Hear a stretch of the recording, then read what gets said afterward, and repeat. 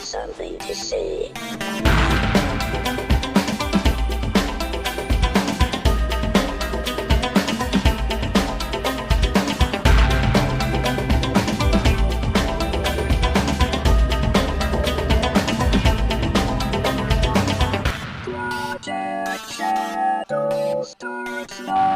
Hello everyone, how are you doing today? My name is Charlie. Welcome to this episode of Project Shadow. You might know me better as sci-fi fantasy writer C.E. Dorset, especially if you're reading my new book, Crucify My Love, which is available on Amazon Kindle, paperback, and as a podcast. All you have to do is search for Mask of the Gods wherever you're listening to me right now, and it should be there. If it's not, please do let me know, because it's supposed to be everywhere that this podcast is. So I need to fix that. Today, we are going to be talking about the first lesson every writer or creative person needs to learn. It's important, it's a hard one, but it's something we need to talk about. So please stick with me. I'm going to tell you a story. But before we get started, if you haven't already, please like this podcast in whatever app you're listening to me on. It really does help out a lot. It tells the algorithm to share the podcast with more people, and that really would make my day. So thank you to everybody who's already done that. And if you're also new, why not consider subscribing? That would be awesome.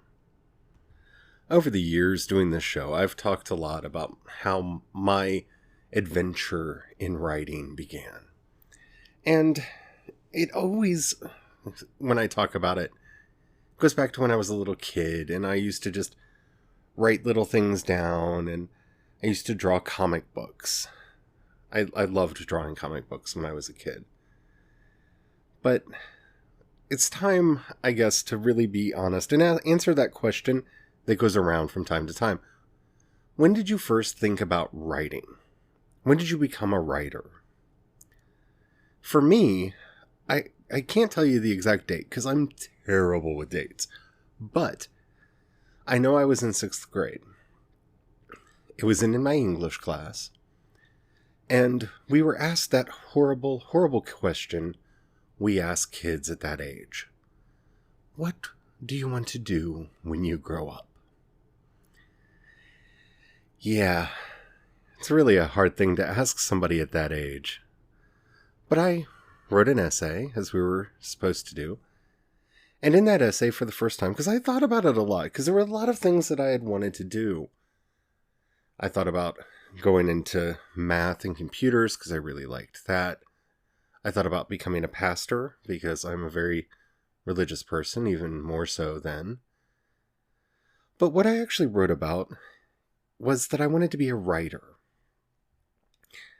And as a child, I cited the works of J.R.R. Tolkien and said that he kind of showed me that all of the wacky worlds that were in my head could be put down on paper and shared with other people so that they could play in them too, and that's what I wanted to do. I really wish I still had a copy of that, and I keep hoping. My mom keeps finding old things that she packed away over the years, and I keep hoping that she finds that essay, because I got an A on it, so she might have kept it. But beyond that little brag there, I really wish I could read the words and see then what I really meant by that. Because what happened taught me one of the most important things about writing that I've ever learned. And this is going to sound like I'm bragging, and I'm really not. You see, that's the age where you take all those tests where they figure out where you're going to be, your placement and all that. And the school I went to had a gifted and talented program. And apparently I qualified for it. And that was exciting and wonderful. And my teacher sent a copy of my essay to the principal. And they pulled me aside and told me that I qualified to be in this gifted and talented program. But as a part of it, I had to pick a project something that I would do. It wasn't just free time. It was unstructured learning. I would pick a project and I would work on that. And the teachers and staff would be made available to me so that they could help me as I worked on it. And as I'm talking to the principal and the counselor, and they're telling me about this, the principal brought up my essay and said, so it says here that you really want to be a writer. Would you like to write a book for your project? Because I think that would be a really fun thing for you to do, and I think you would learn a lot. And my eyes opened up, and I got so excited. Yes, of course I want to write a book. That's what I said. That I really meant that. I really want to do that. That would be great. And so in one of the unused rooms in our school, they set up a computer for me. And it wasn't just for me, it was for everybody in the program, but we each had different periods when we were allowed to go in there. And for the first time, I sat down with the intention to write a novel. And I got to talk to the English teachers, and I got to talk to my counselor, and we discussed what made a book, what made a novel, and what was the story I wanted to tell. And of course, it was a sci-fi fantasy adventure that I wanted to tell, because y'all should be familiar with me by now if you've listened to even a couple episodes. And so I started writing it. And I never finished that book. It was terrible. It was a horrible experience. Sitting there in front of that Macintosh. And this was back in the 80s, so being near a computer was almost like standing next to an oracle of Delphi, some great magical thing that controlled our fates. But watching that cursor on that blank screen, it bothered me. I had to fill it up. I wrote notes. Scribbled. I did things. I tried to tell a story. It seemed so daunting. It seemed so big. And it started creating panic in me. And it's a panic that I have to this day when I start a new project. Because it's all unwritten. And it's my job to put it together. And I failed writing that first project. I failed hard. I got, in all, over an entire school year, I think about 7 pages written. Now that's typed single space. I believe it was at font size 12. That's not a lot. It's not terribly bad, especially for a child of my age. 6th grade, that's what, 11 years old? But yeah, I didn't finish the story. And it wasn't because I wasn't interested. It wasn't because I didn't want to do it. I didn't know how. And I didn't trust myself to allow my imagination to just run free. Luckily, at least for me, maybe not for those around me, I didn't let that stop me. Over the years, I was in the program for the next 2 years as well. I continued working on different projects and eventually finished one of them. That book, which never had a title while I was working on it. At one point I thought about calling it Empires because it kind of fit, but it never had a title. I actually didn't finish while I was in middle school. I finished it when I was a freshman in high school. I finished it on my own and actually hand wrote the entire thing. I spent a lot of time world building and creating all of these magical races and cities and maps and languages and all of these things that I wanted it to be in. And when I finally finished the book, I was so proud. I had written a book. I had told a story from beginning to end. This epic story with all of these things that I wanted to see, with magic and swords and fighting and spaceships and dragons. Because trust me, I put the full kitchen sink into this. If there was something I liked, it found its way in there somewhere. And then I read it. See, I hadn't been reading it as I was writing. I just wrote. I wrote a little bit every day. And when I wasn't working on the story, I was working on the world. I was working on the languages. I created alphabets for them. I was creating dictionaries for them. I was having so much fun. And here I am with my finished manuscript. And I'm reading it. And it's terrible. It's horrible. It's boring. The language is bad. I spent 3 years working on this? 3 years. When you're a kid, when you're a freshman in high school, 3 years is forever. It's such a large proportion of your life. And that's when I learned that important lesson. You're going to fail. Get ready. That sounds like such a dark thing to say, doesn't it? You're going to fail. Beware, writers, you will fail. But it's true, and it's such an important thing to learn. Your first draft will be horrible. See, I didn't know anything about editing because I was outside of the program now. I'm now in high school. The high school didn't have a program like that. So I didn't have that mentorship that I really needed to help me forward. And this is the era before the internet, kinda. I mean, a friend of mine had Prodigy, which was kinda almost the internet-ish, but it wasn't really the internet. So I didn't have access to resources. I didn't know what to do next. In my naivete, I just imagined and assumed that these great writers sat down at their typewriters and these glorious worlds just sprang from their minds fully formed. I didn't understand that they had to be edited and revised and fixed. And it was so disheartening to me. But fortunately for me, the lesson that I learned was, okay then, let me try something else. And I started working on another book. I never did edit that first one. I didn't edit the second, or the third, or the fourth. I kept writing, just writing these stories. These horrible, terrible stories.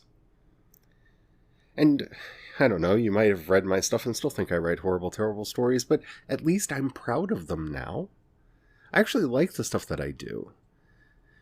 But I learned how to revise. One, I learned how to trust my own voice. That's a very important thing that comes in both in the first draft and in the revision process. But I also learned that the first draft is almost never good. There may be some gems in it. Every now and then I'm reading through one of my first drafts and I come across a line and I'm just like, yeah, I nailed that line. That line's perfect.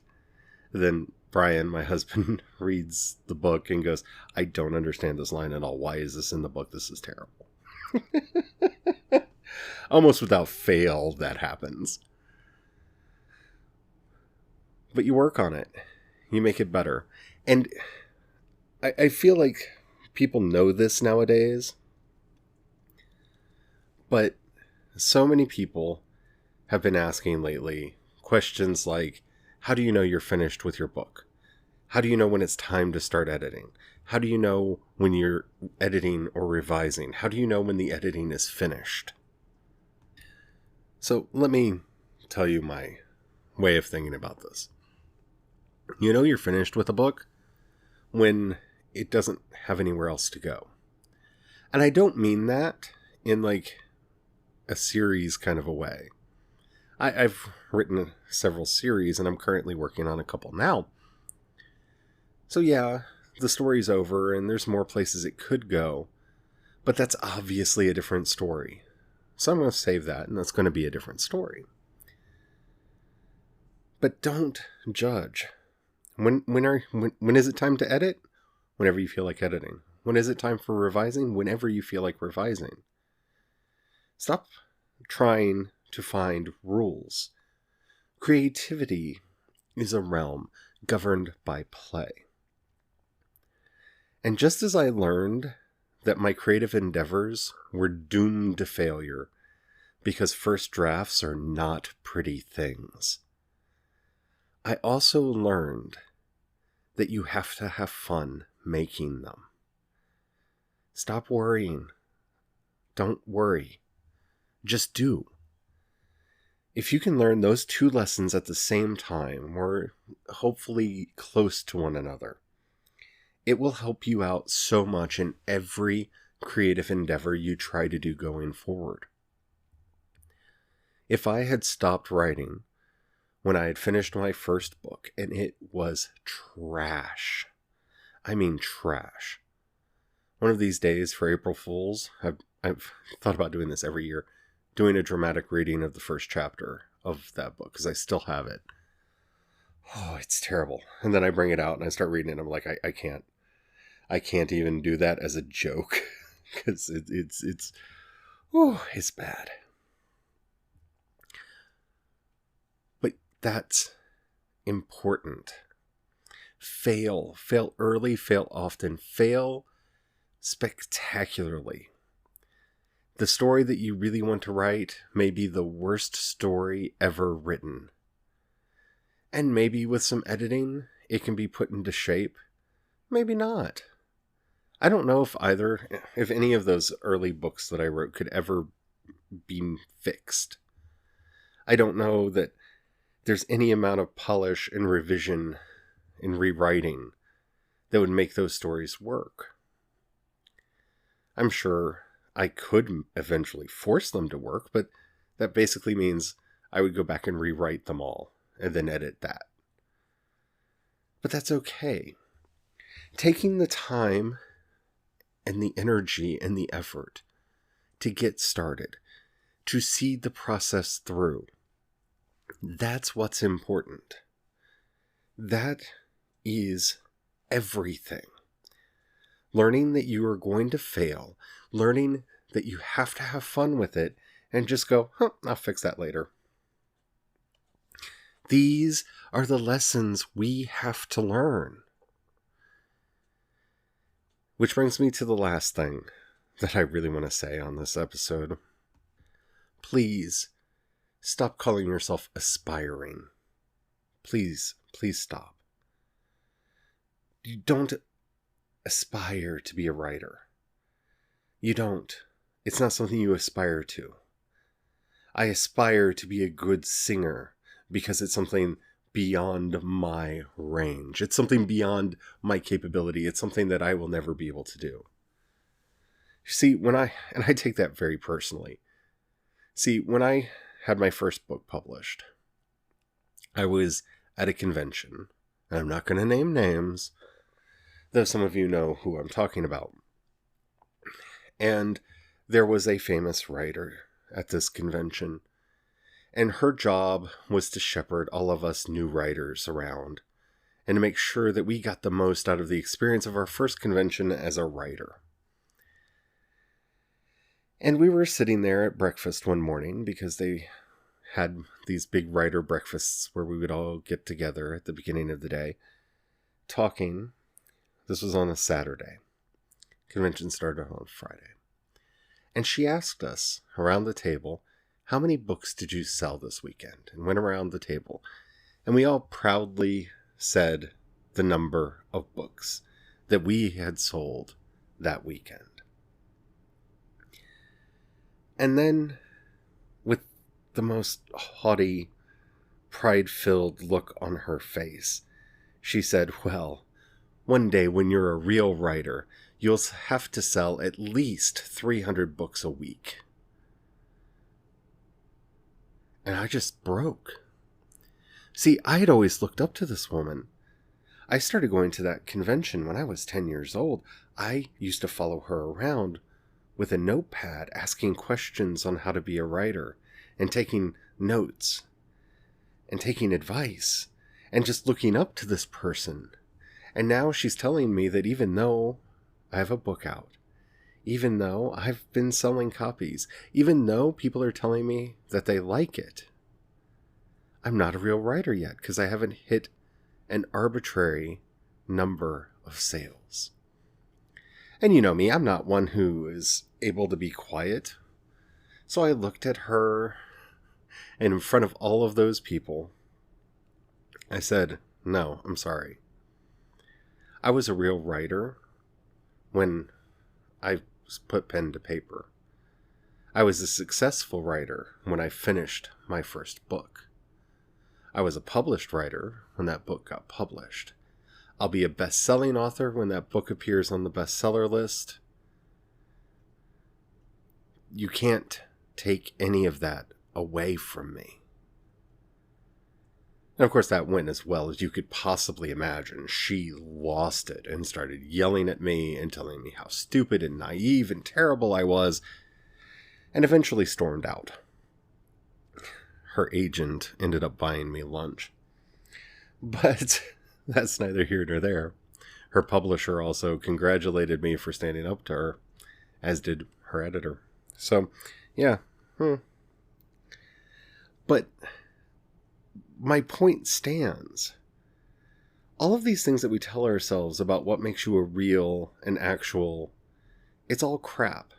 If you tell stories, you're a storyteller. If you write, you are a writer. There's no aspiring to it. It's just about doing it. That's what this entire lesson has hopefully taught you. Just do it. Write. Tell your story. Paint your picture. Play your music.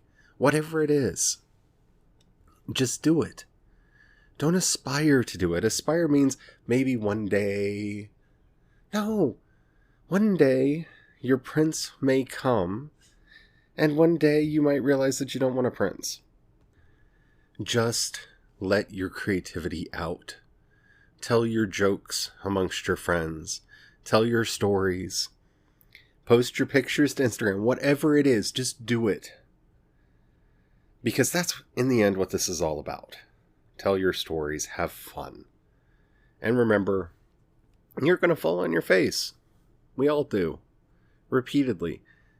Even if you wrote the greatest book ever, people will not like it. Think about how many people don't like Shakespeare.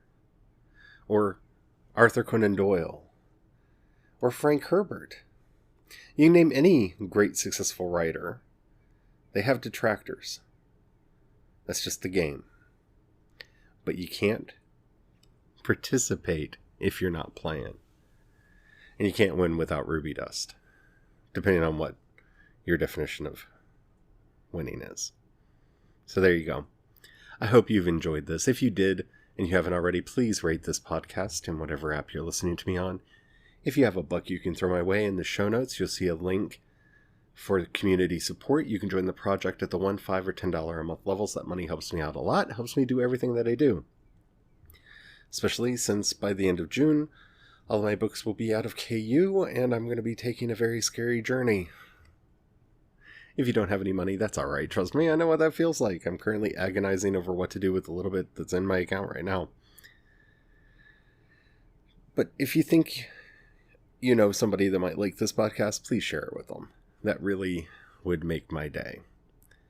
You can hit me up on Instagram or Twitter. I'm C. Dorset on both. You can find links to everything that I do over at projectshadow.com. And don't forget, in the show notes, there's a link that says voice message. You can click that and leave me a voice message. It can be a question, a comment, or a topic you'd like to hear discussed on the show. I would love to get more of those. Until next time, don't forget, have the fun. Bye.